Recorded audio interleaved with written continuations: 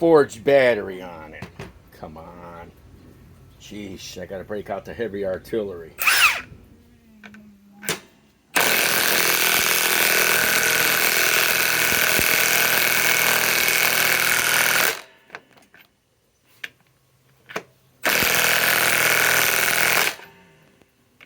A little bit further, not much. Okay, now let's reverse it.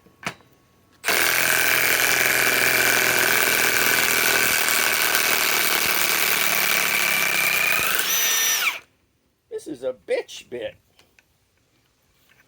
This is a 6-inch fucking lag. Look how thick this thing is.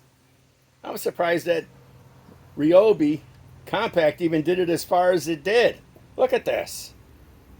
You know how big this socket is? 15/16.